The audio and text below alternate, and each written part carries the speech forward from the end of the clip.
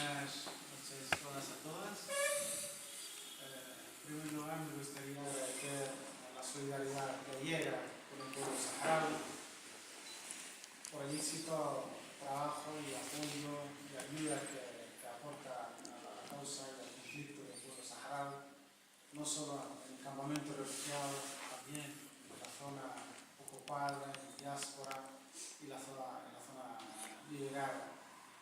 La solidaridad gallega para nosotros, para los saharauis, es un ejemplo no solo del Estado español, sino incluso en la solidaridad con el pueblo saharaui internacional, porque desde Galicia, desde el pueblo gallego, nos llega mucho y eso nos apoya como activistas de derechos humanos, como personas que vivimos bajo la ocupación marroquí, a seguir en nuestra lucha que llevamos años, que es la lucha pacífica para conseguir nuestro derecho, es el derecho de la autodeterminación.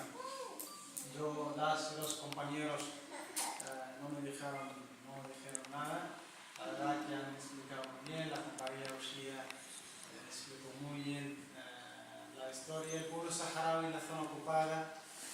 Como pueblo llevamos sufriendo desde el 75.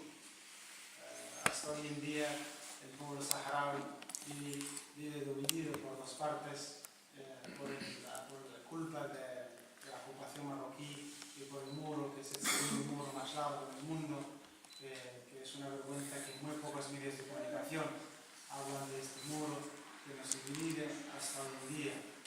El pueblo saharaui desde entonces sufre desapariciones, asesinatos, graves violaciones de derechos humanos cometidas por la ocupación marroquí solo por el hecho de salir en manifestaciones y solo por ser saharaui en tu territorio, que es el Sahara ocupado por Marruecos.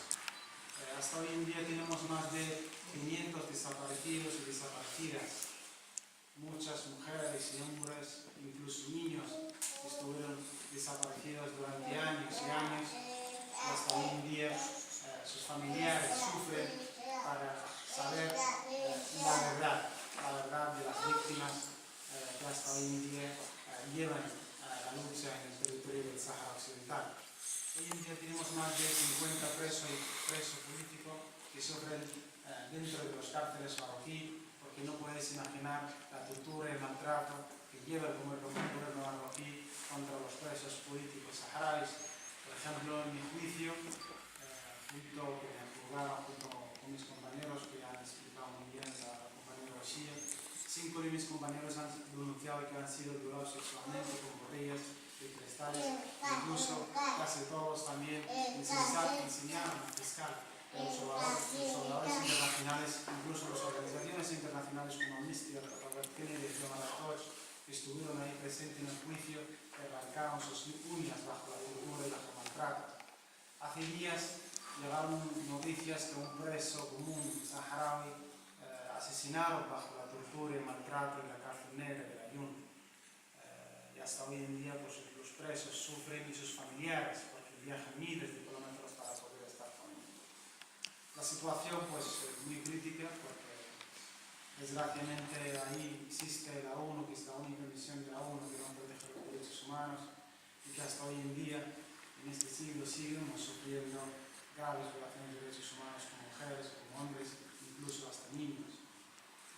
Y nada, yo soy un ejemplo muy pequeño de miles de saharauis que sufren en el Sahara Occidental.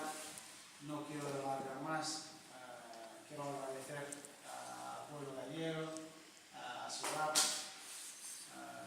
y al gobierno saharaui también por la lucha que llevamos.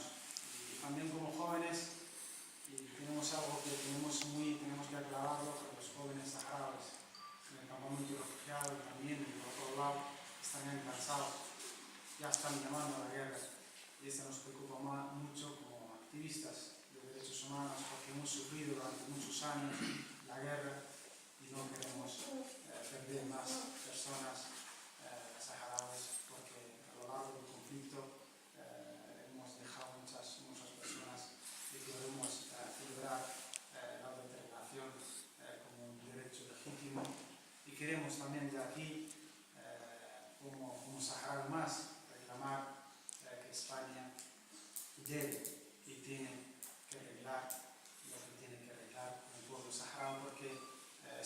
sigue siendo potencia administradora del territorio del Sáhara Occidental y que no tienen que ser los intereses económicos por encima de los derechos humanos o por encima del derecho del pueblo saharaui. Muchas gracias.